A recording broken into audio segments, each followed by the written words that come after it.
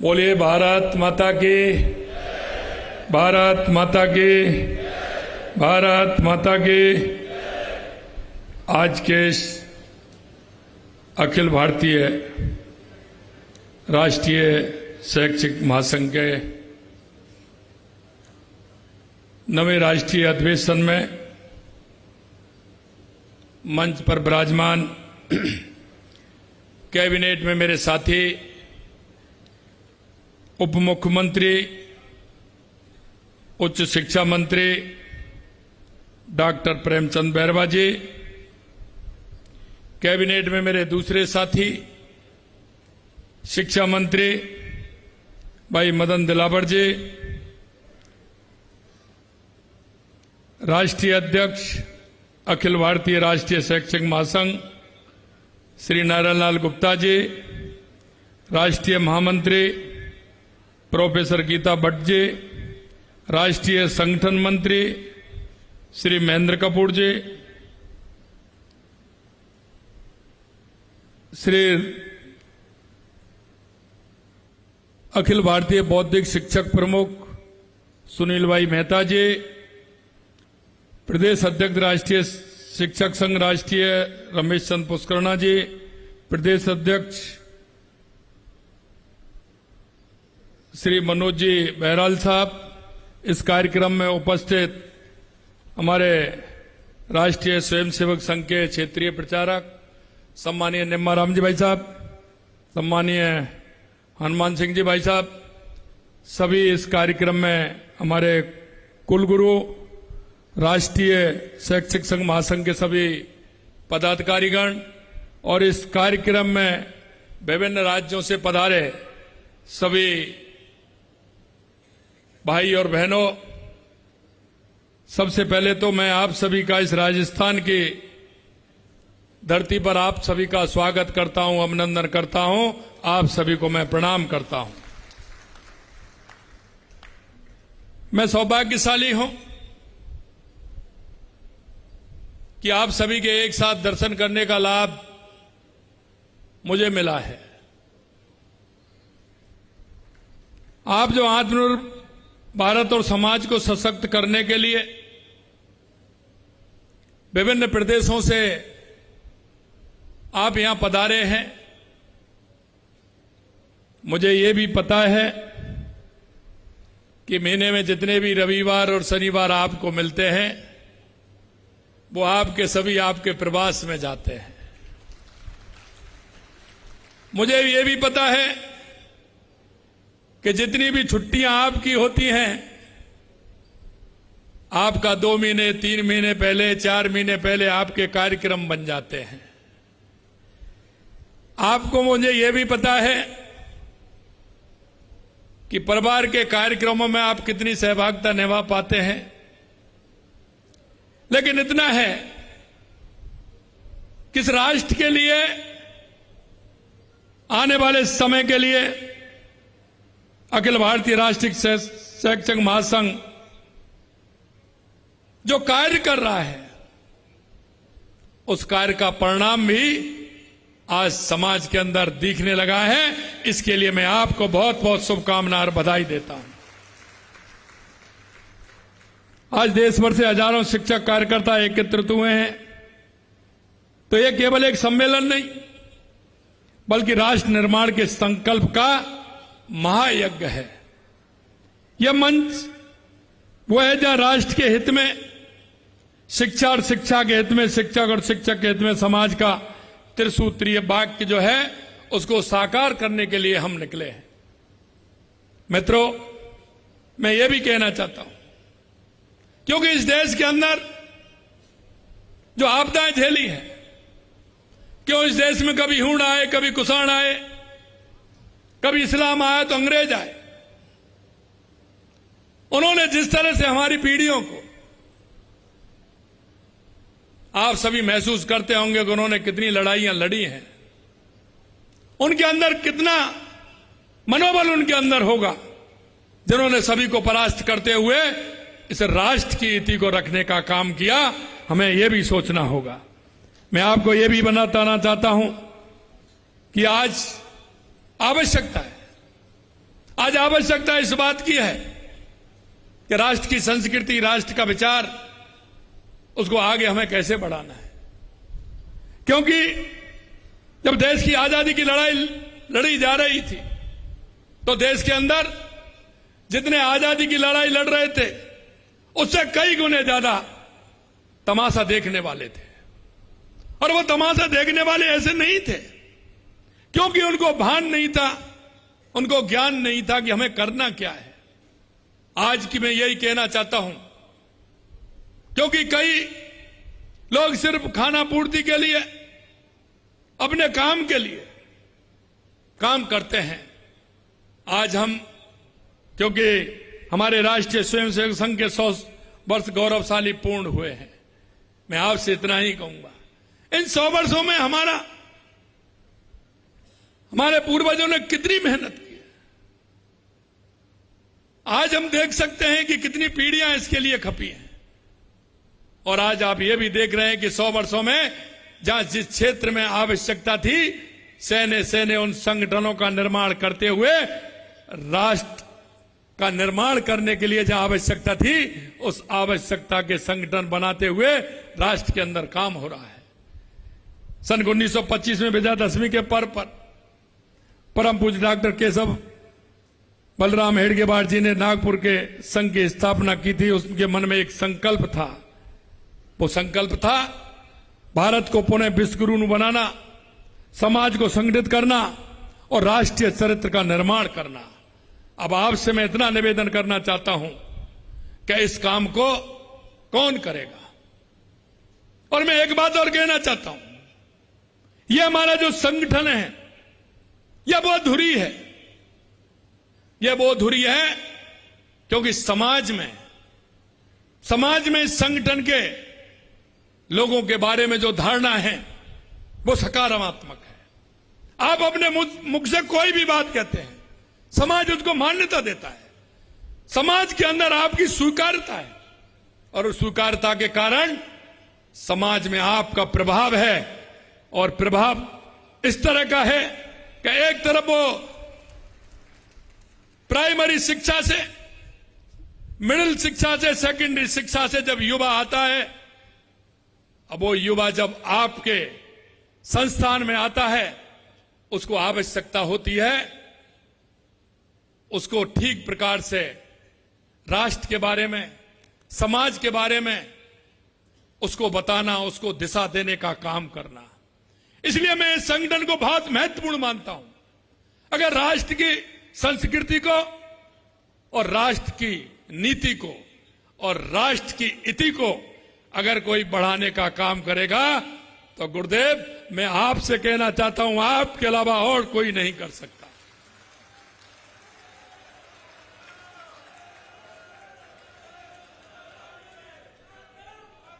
क्योंकि आप उस कड़ी को जोड़ने का काम करते हैं जहां एक तरफ भटकाव की स्थिति आती है, एक तरफ समर्पण की स्थिति आती है, एक तरफ रास्ता दिखाने की बात आती है। और इसीलिए मैंने कहा है, राष्ट्र की संस्कृति, उसकी नीति और उसकी इति को, उनको दिशा देकर के एक राष्ट्र के एक अच्छे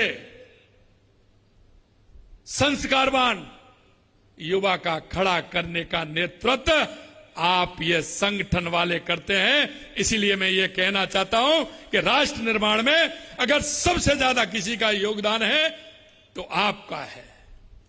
आप उस पीढ़ी को दिशा देने वाले हैं। और मैं इसीलिए कहना चाहता हूं कि जहां संघ ने धर्म के मार्ग पर चलते हुए राष्ट्र की सेवा की है, इसी परंपरा को रखने के लिए 1988 में अखिल भारतीय राष्ट्रीय शैक्षिक महासंघ की स्थापना हुई थी। ऐसे नहीं हुई, आप भी जानते हैं। आप 3 दिन का ये वर्ग आपका यहां है, आपके विभिन्न सत्र होने वाले हैं, विभिन्न सत्रों के विशेषज्ञ उसमें विषय रखने वाले हैं। लास्ट में उसका मंथन होगा और मंथन होने के बाद 3 साल का रोड मैप आप तैयार करके जाएंगे जिस पर हमको काम करना होगा। यह इसी तरह से होता है। और इसी तरह से हमारे लोगों ने जब इसका निर्माण किया होगा इसको आगे बढ़ाने का काम किया होगा, इस संगठन को मजबूत करके आगे बढ़ाने का काम मन में सोचा होगा, तो उनके मन में ये विचार करने से पहले लगभग कितनी बैठकें की होंगी कि हमारे राष्ट्र को मजबूत करने के लिए, राष्ट्र को आगे बढ़ाने के लिए। क्योंकि स्वामी विवेकानंद जी ने कहा था, उठो जागो इस देश दुनिया पर छा जाओ। अगर उस काम को कर सकता है तो सिर्फ यही संगठन कर सकता है जो स्वामी विवेकानंद जी ने कहा था। क्योंकि युवा को दिशा देने का काम आपका है। और मैंने इसीलिए कहा है, आप जब संगठन में काम करते हैं तो हमें पता है परिवार की, रिश्तेदारों की, मिलने वालों की आपको कितनी पीड़ा आती होगी, ये निश्चित रूप से मैं जानता हूं। क्योंकि जब आपका रविवार के लिए बात करते होंगे, कहीं समय लेते होंगे, आप कहते होंगे उस दिन तो मेरा प्रवास है, उस दिन तो मुझे वहां जाना है। और ये जो मेरे सामने बैठे हैं, ये तो जिला और जिला से ऊपर जो काम करने वाले हैं वो साथी हैं, इसलिए इनका तो काम ही प्रवास का और समाज को दिशा देने का है। इसलिए आपको समय बहुत कम उसमें मिलता है। अखिल भारतीय राष्ट्रीय शैक्षिक महासंघ की विचारधारा को शिक्षा जगत में प्रसारित करने का एक सशक्त माध्यम है। अपने समाज में सांस्कृतिक राष्ट्रवाद की अलग जगाने का काम किया है। प्री प्राइमरी से लेकर के विश्वविद्यालय स्तर तक के शिक्षक राष्ट्रीयता और भारतीय दर्शन की भावना से ओतप्रोत होकर इस संगठन की कार्य की धुरी है। और मैं इसीलिए मित्र इस बात को कहना चाहता हूं कि निस्वार्थ भाव से राष्ट्र की सेवा की है। इस प्रकार हम शिक्षकों को भी युवा पीढ़ी, राष्ट्रभक्ति, चरित्र और मूल्यों का संचार करना होगा। आज अखिल भारतीय राष्ट्रीय शैक्षिक महासंघ देशव्यापी संगठन बन चुका है। और इसीलिए मैं कहता हूं कि देशव्यापी संगठन है, समाज में स्वीकारता है, काम की हमारे की हमें पहचान है और अनुभव भी करते हैं। और अनुभव इस बात का भी करते हैं कि जो आपसे सीख करके जाता है वो दुनिया में अलग जगाने का काम भी करता है। साथियों, मुझे गर्व के साथ कहते हुए प्रसन्नता हो रही है कि राजस्थान में जो हमारी सरकार है, लगातार ऐतिहासिक कार्य हमने किए हैं। क्योंकि हमने देखा, हमने शिक्षा को भ्रष्टाचार मुक्त बनाया, युवाओं को न्याय दिलाया, परीक्षा प्रणाली को पारदर्शिता में स्थापित की। हमने लघु, सीमांत, बटाईदार किसान, जो खेतियार, जो माननीय पंडित दीनदयाल उपाध्याय जी कहते हैं कि अंतिम पंक्ति में खड़ा हुआ व्यक्ति, उसको आगे कैसे बढ़ाना है, उसके लिए शिक्षा के क्षेत्र में हमने काम किया है।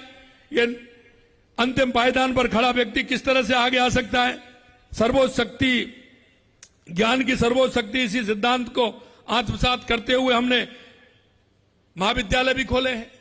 लेकिन मैं एक बात कहना चाहता हूं, चाहे हम कितने भी स्कूल, महाविद्यालय खोल दें, लेकिन उसका शैक्षिक स्तर कैसा है, उसमें कितना सुधार है, हमें क्या करना है। अभी हमारे अध्यक्ष जी कह रहे थे, नारायण लाल जी गुप्ता जी, कि इसके लिए जब मैं चर्चा कर रहा था कि टास्क फोर्स की आवश्यकता है, मैं आपको कहना चाहता हूं बहुत बड़ी आवश्यकता है। हम टास्क फोर्स बना करके हम उन बिंदुओं को समाहित करें, जिससे उन बिंदुओं को समाहित करते हुए हम शिक्षा के, राष्ट्रीय शिक्षा नीति है उसको आगे बढ़ाते हुए उसको कैसे हम जन जन तक पहुंचाने का काम कर सकते हैं। मित्रों, मैं यही कहूंगा, हमारी सरकार लगातार सुविधा भी दे रही है। हमने 10,51,000 साइकिलों का वितरण भी किया है। 88,724 मेधावी विद्यार्थियों को टैबलेट और इंटरनेट कनेक्शन भी हमने दिया है। हमारी सरकार बालिका शिक्षाओं को सर्वोच्च प्राथमिकता दी है। और आपने देखा था 2 साल पहले राजस्थान के अंदर लगातार 5 साल तक उन युवाओं के सपनों को कुचला गया।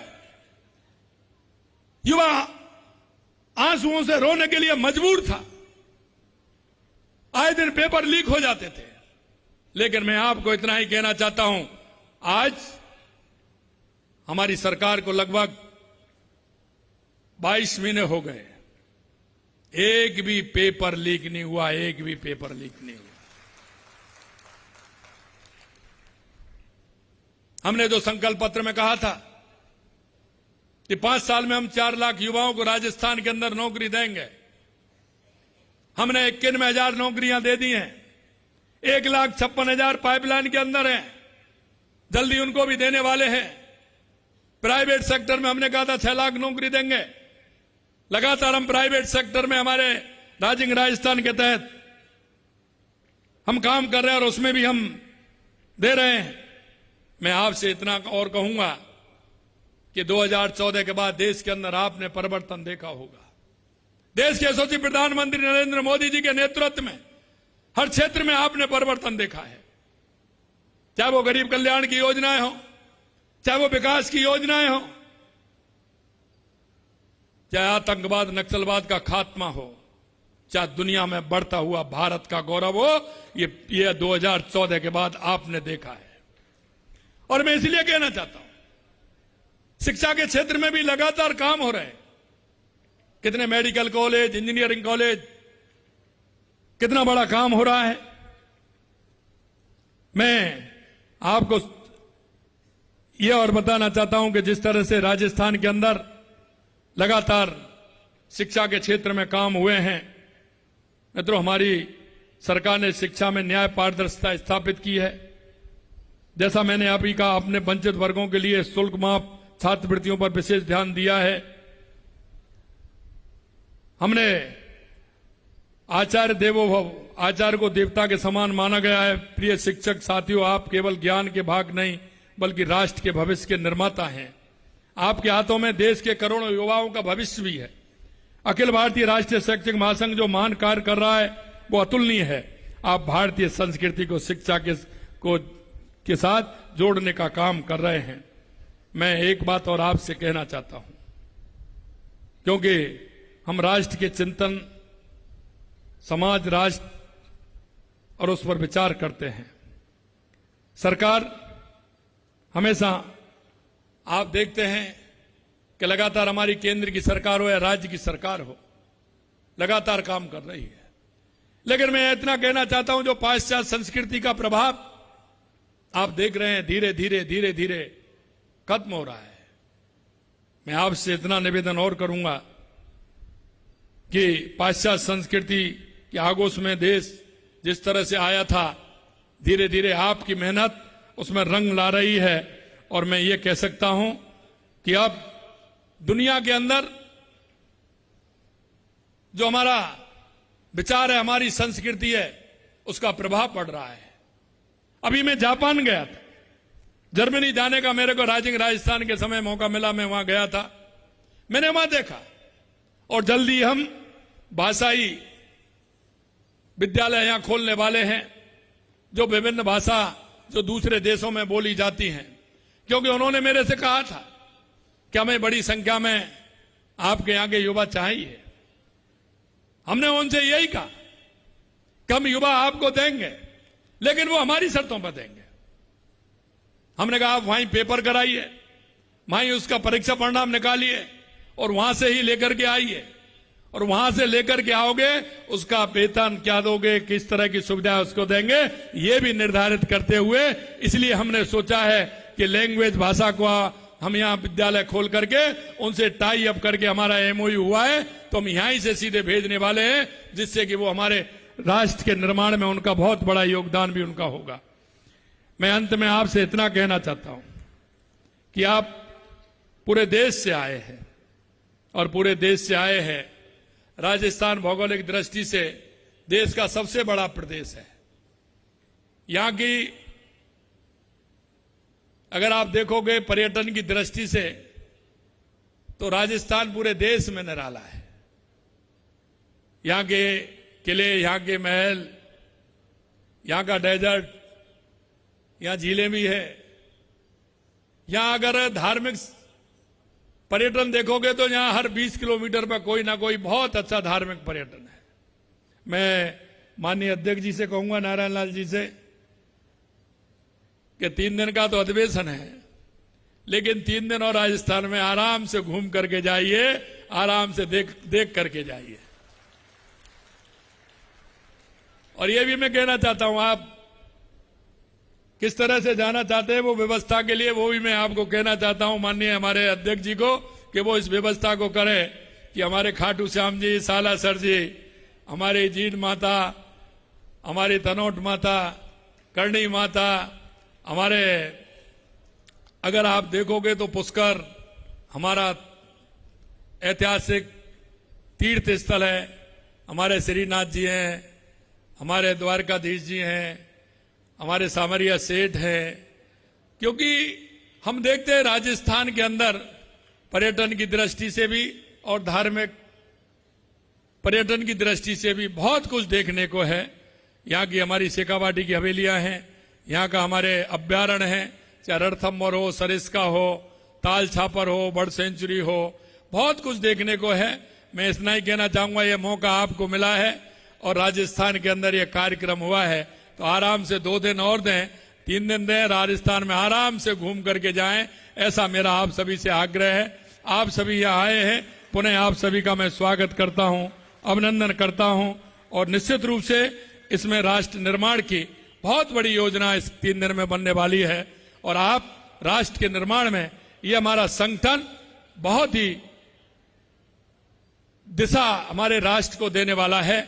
इसलिए मैं पुनः आप सभी गुरुजनों को प्रणाम करता हूं, नमस्कार करता हूं, आप सभी का अभिनंदन, आप सभी का स्वागत, आप सभी आए इसके लिए आप सभी को बहुत बहुत धन्यवाद। जय हिंद, जय भारत, जय राजस्थान।